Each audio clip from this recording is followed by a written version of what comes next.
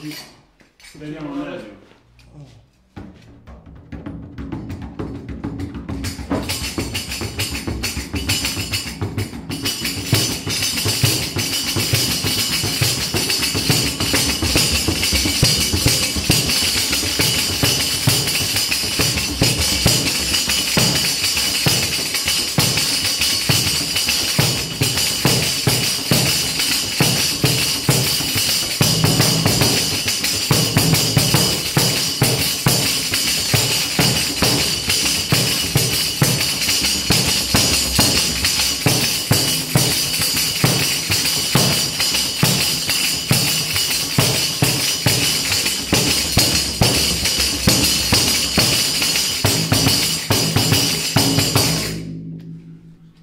Bravissima, bellissima la tecnica che si usa per suonare.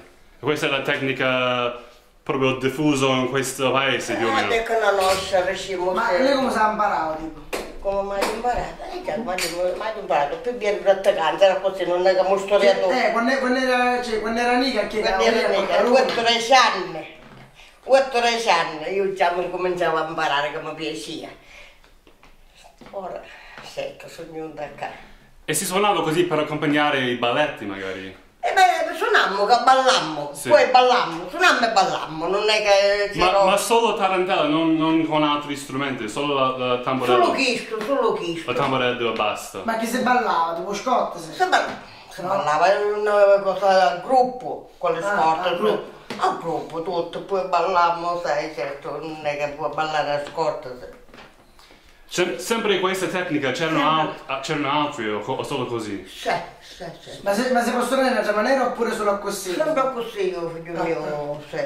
Ma tu che hai studiato come fanno suonare? Ah, no, in un'altra maniera, non è così. Siete fatti apposta, stavo facendo per studiare come... Viaggia in un'altra maniera, guarda, è tutta un'altra cosa.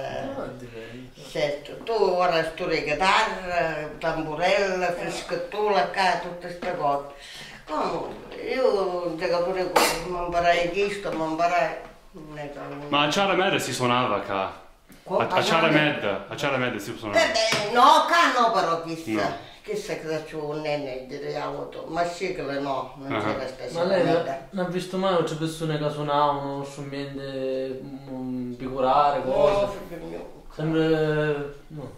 Anzi ancora questa caluna che sono io, che sì che... Impossibile. Perché tu non se ne vedono, queste cose non se ne vedono. Ora io